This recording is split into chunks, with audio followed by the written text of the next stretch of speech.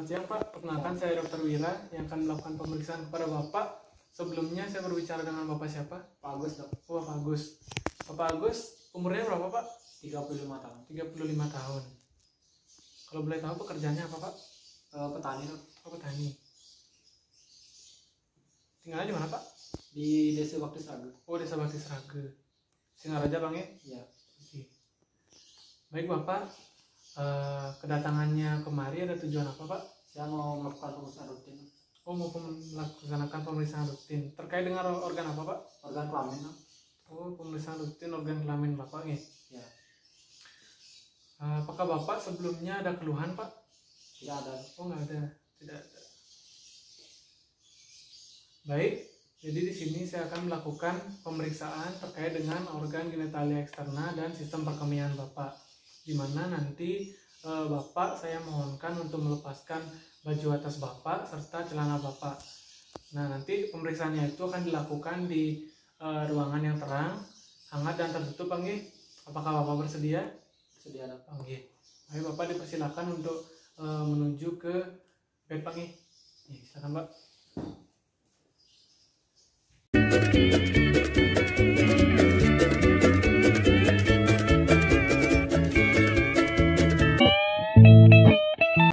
Sebelumnya saya sudah melakukan tindakan aseptik Pak. Jadi selanjutnya saya akan melakukan pemeriksaan kepada Bapak. Jadi Bapak dipersilakan untuk berbaring terlentang di bed Pak. Silakan. Oke. Baik, di sini yang pertama akan saya lakukan adalah pemeriksaan terhadap ginjal dari pasien, di mana dilakukan dengan 3 metode, yaitu metode inspeksi, palpasi, dan perkusi.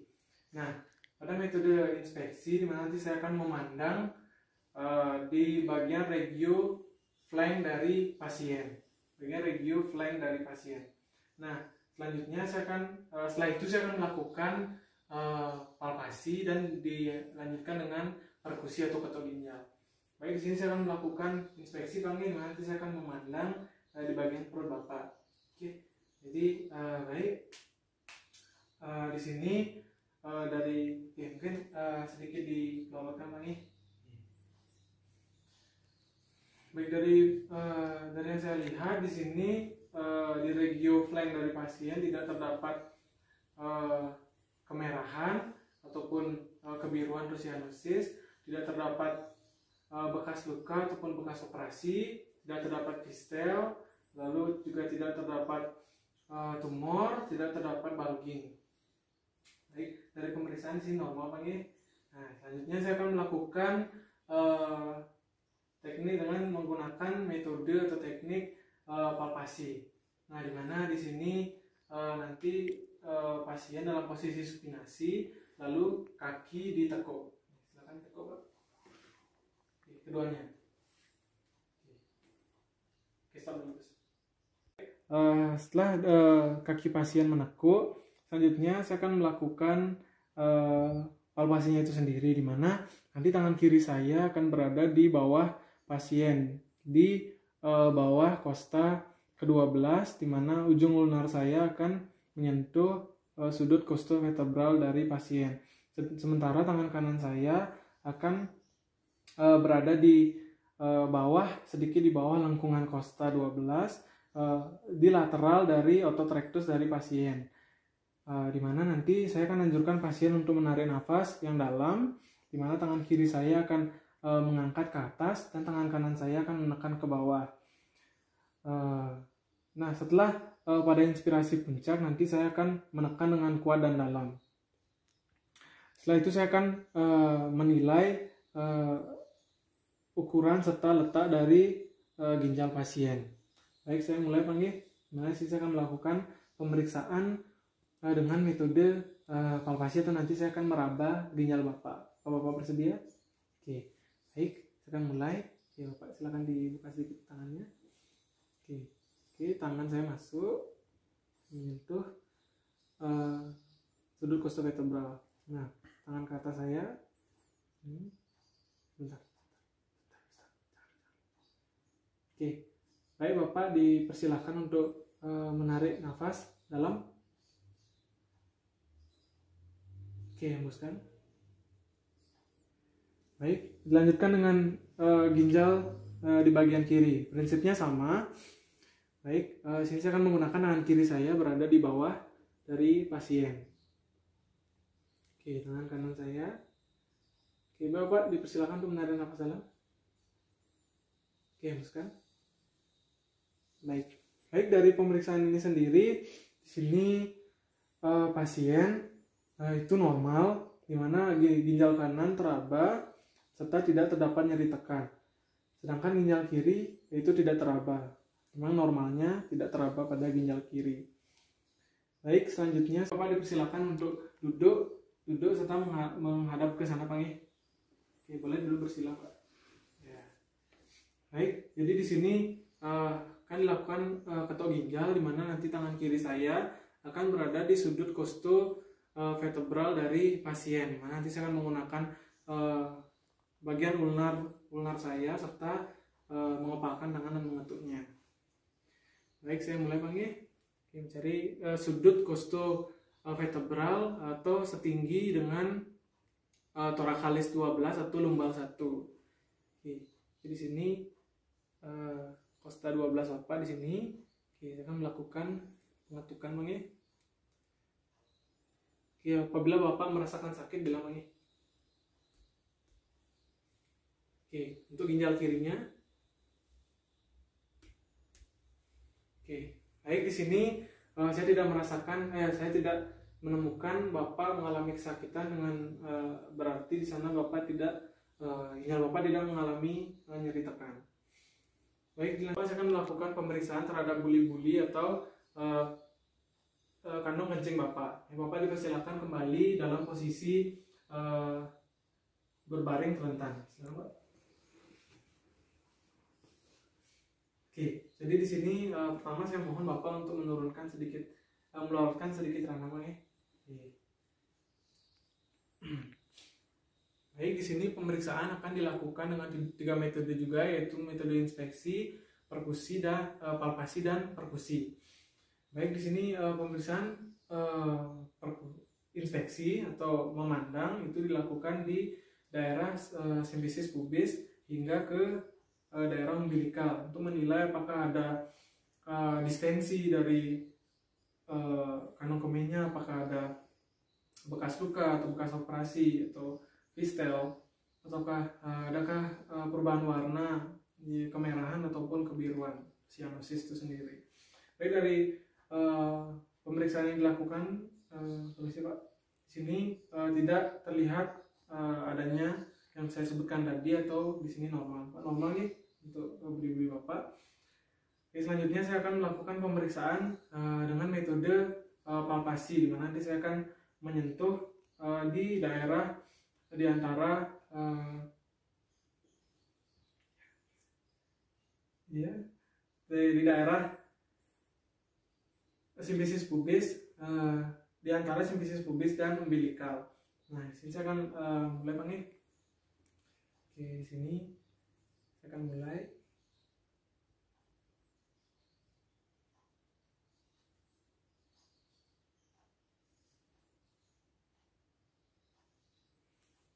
Apakah Bapak merasakan sensasi ingin kencing, Pak? Atau tidak? Oke, saya juga tidak merasakan di sini adanya massa kontraktil, juga tidak terdapat distensi dari ini Bapak tidak apa-apa bersin, Pak. Oke, juga tidak terdapat adanya massa kontraktil dan adanya ballotment atau efek pantul. Oke, selanjutnya saya akan melakukan pemeriksaan terhadap dengan metode perkusi. Oke, metode perkusi di sini sama seperti palpasi tadi, saya akan mengetuk-ngetuk bagian di sini, Bang, ya, apa bersedia. Oke, mulai, Bang, ya.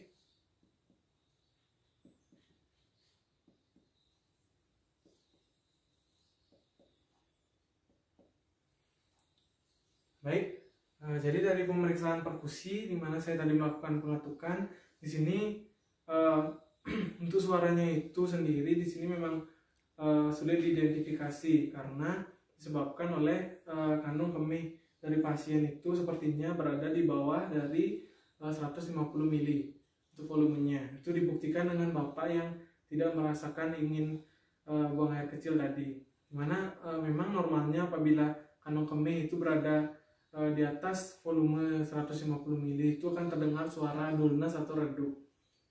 Baik, selanjutnya saya akan melakukan pemeriksaan terhadap organ genitalia eksternal Bapak. Baik, nanti dimana saya nanti mohonkan Bapak untuk melepaskan celana Bapak. Apakah Bapak bersedia? Baik. Baik, Bapak dipersilakan untuk melepaskan celananya terlebih dahulu. Sembari pasien melepaskan celananya, di sini saya akan menggunakan APD berupa handscoon. Tapi sebelumnya saya akan melakukan tindakan aseptik terlebih dahulu dengan melakukan tindakan cuci tangan 6 langkah.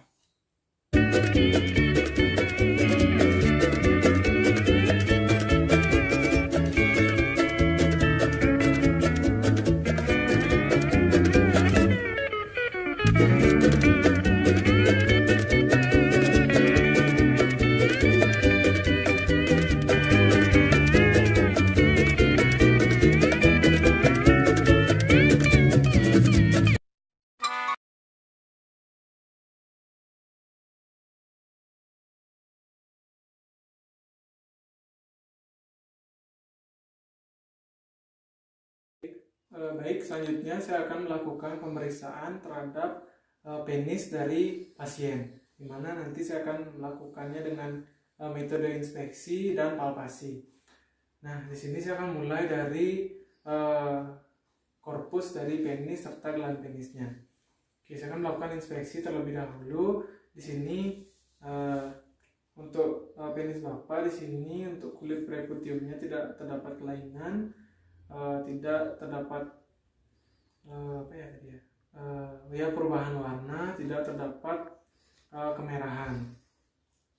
Lalu di sini Bapak karena tidak disirkumsisi, jadi saya akan melakukan pemeriksaan terlebih dahulu di kulit dari preputium dari pasien. Nah, di sini untuk kulit dari preputium pasien di sini normal, tidak terdapat penyempitan atau yang disebut dengan phimosis yang mengakibatkan preputium dari kulit preputium pasien itu tidak bisa diretraksi, tidak terdapat. Juga di sini selanjutnya saya akan melakukan retraksi terhadap pasien untuk menilai gland penis dari pasien. Nah, saya akan melakukan retraksi, Pak.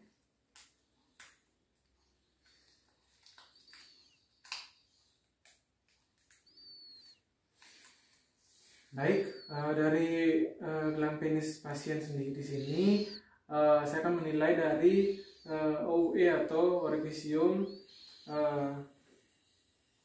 uretra externus. Nah, di sini untuk OUE-nya sendiri di sini tidak mengeluarkan sekresi cairan seperti nanah, darah, urin, sperma, juga tidak mengeluarkan feses. Itu berarti di situ normal. Selain itu juga di sini untuk letak dari OUE-nya sendiri di sini normal, tidak terlalu ventral atau hipospadia dan tidak terlalu dorsal atau epispadia. Baik, selanjutnya setelah dilakukan inspeksi saya akan melakukan palpasi di bagian dorsal dari penis pasien. Baik, saya akan mulai Pak untuk menilai di bagian dorsal. Untuk menilai korpus cavernosus dari pasien. Oke, lanjutkan dengan bagian ventral untuk menilai uretra.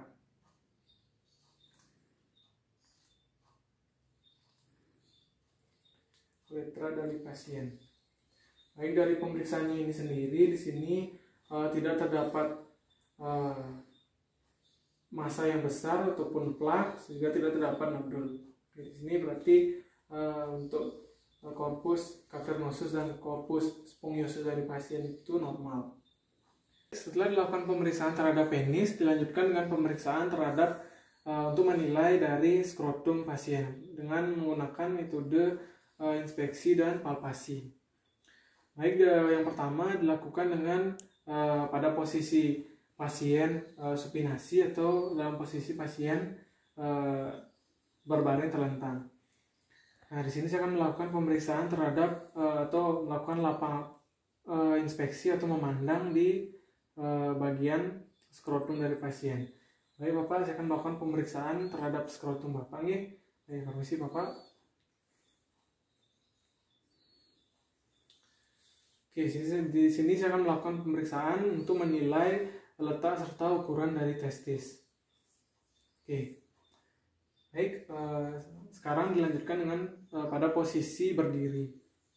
Baik, selanjutnya dilakukan pada posisi berdiri, di mana di sini dari yang saya lihat di sini normal, di mana testis kiri lebih rendah daripada testis kanan, serta tidak terdapat kelainan pada testis seperti odem, tumor pada testis, juga tidak terdapat epididymistis, juga tidak terdapat varikokel dan juga funiculus spermaticus. Oke, selanjutnya saya akan melakukan palpasi pada skrotum pasien. Nanti saya akan menyentuh, meraba untuk menilai apakah ada massa besar.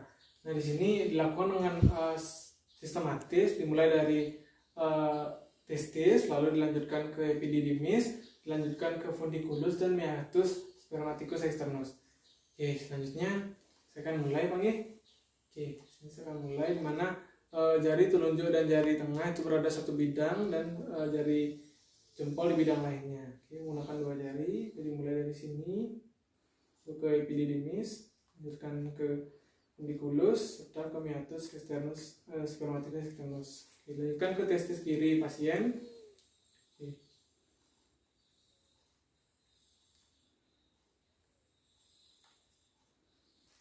Oke, baik, di sini saya tidak merasakan adanya massa yang besar.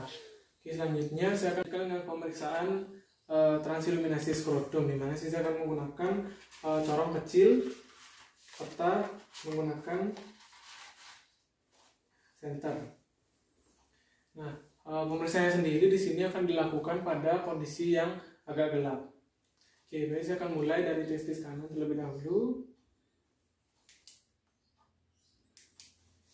Oke, lanjutkan dengan testis kiri pasien. Baik, dari pemeriksaannya sendiri di sini transiluminasinya bernilai negatif, di mana tidak mengindikasikan adanya hidrokel. Baik, baik Bapak, di sini pemeriksaan telah selesai dilakukan. Baik, selanjutnya Bapak dipersilakan untuk menggunakan pakaiannya kembali serta kembali ke tempat duduk Pak nggih untuk saya bacakan hasil pemeriksaannya. Baik, silakan duduk Pak. Oke, baik, pemeriksaan telah selesai dilakukan Pak nggih. Jadi pada pemeriksaan yang dilaksanakan tadi terkait dengan organ genitalia eksterna serta sistem perkemihan Bapak, di mana hasilnya itu normal Pak nggih. Dimana untuk ginjal Bapak, terus saluran kencing Bapak, lalu kantong kemih Bapak, alat kelamin Bapak itu berupa penis dan skrotum Bapak normal Pak nggih. Tidak terdapat kelainan-kelainan. Oke, baik Bapak, selanjutnya Bapak dimohonkan untuk tetap menjaga pola hidup sehat Bapak nggih, dengan tetap melaksanakan olahraga teratur serta perbanyak minum air Bapak nggih. Baik Bapak, terima kasih Bapak.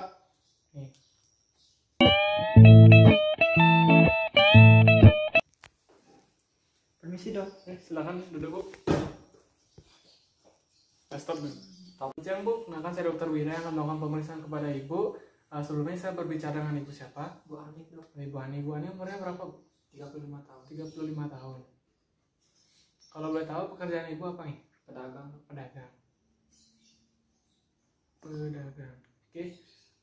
Baik Bu, keluhannya datang kemari bagaimana Bu? Keputihan dok. Oh, Ibu mengalami keputihan gitu. Keputihannya itu sejak kapan? 2 hari yang lalu dok. Sejak 2 hari yang lalu. Seberapa banyak? Banyak atau sedikit? Banyak. Oh, lumayan gitu. Iya. Lumayan banyak. Itu warnanya bagaimana? Putih dok. Oh, putih.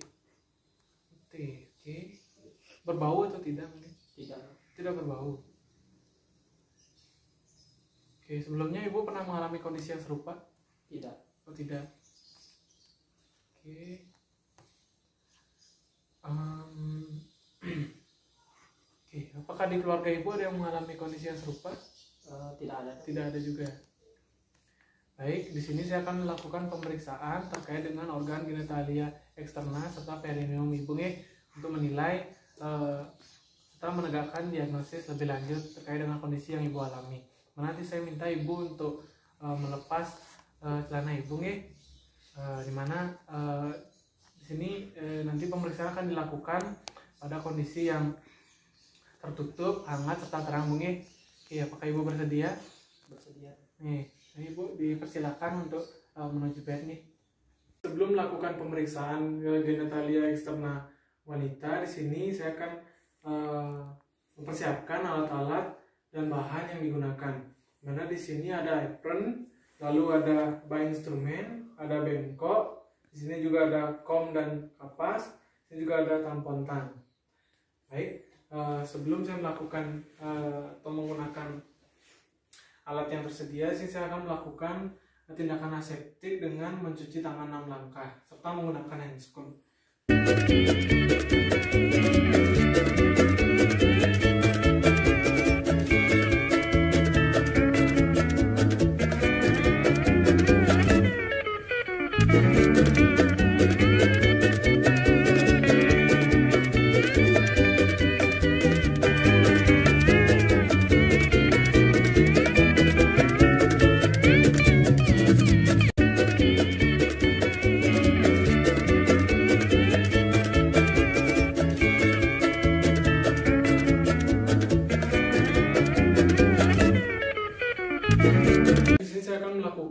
Pemeriksaan terhadap organ genitalia eksterna dan perineum dari pasien.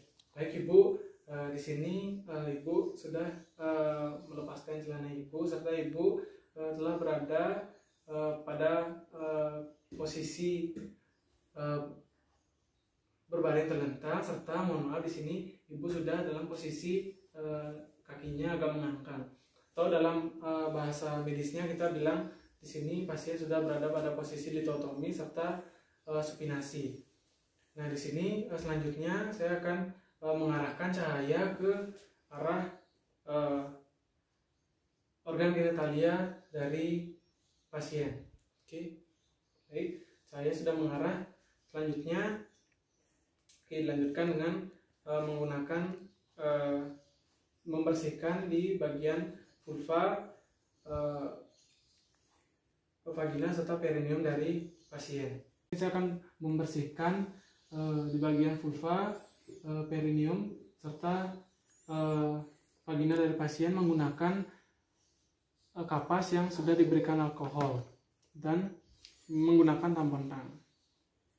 Di sini saya membersihkan dari vagina, vulva dan perineum dari pasien. Oke. Baik, di sini selanjutnya saya akan melakukan inspeksi pada organ genitalianya, di mana di sini untuk organ genitalianya sendiri di sini tidak terdapat perubahan warna, itu warnanya normal, kemerahan serta tidak terdapat pembesaran kelenjar. Selanjutnya di bagian perineum juga bersih. Baik, selanjutnya saya akan melakukan pemeriksaan di mana saya akan membuka labium mayor dari pasien. Baik, saya buka Bu untuk menilai di sini OUE atau Orifisium uretra externusnya serta introitus dari pasien atau muara dari vagina. Di mana di sini normal, tidak terdapat sekresi cairan berupa urin, nanah, darah ataupun feses. Begitu pula di bagian introitusnya tidak terdapat sekresi cairan seperti keputihan ataupun yang lainnya. Baik, selanjutnya saya akan melakukan perabaan di bagian kelenjar Bartholin dari pasien untuk menilai apakah terdapat pembengkakan. Oke Ibu, baik, di sini saya akan meraba Baik, Ibu apakah bersedia? Oke, saya mulai Bu. Baik, sini saya meraba di bagian kelenjar Bartholin dari pasien, apakah terjadi pembengkakan atau tidak. Baik, Ibu di sini pemeriksaan telah selesai dilakukan. Ibu dipersilakan untuk menggunakan pakaiannya kembali, serta dipersilakan untuk kembali ke tempat duduk untuk saya bacakan hasil pemeriksaan. Setelah selesai pemeriksaan, di sini saya akan membuang APD yang tadi digunakan.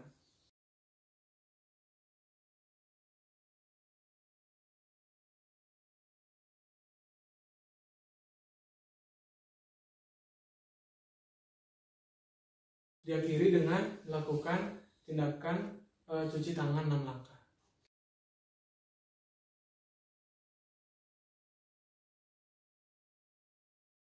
Baik Bu, silakan duduk Bu.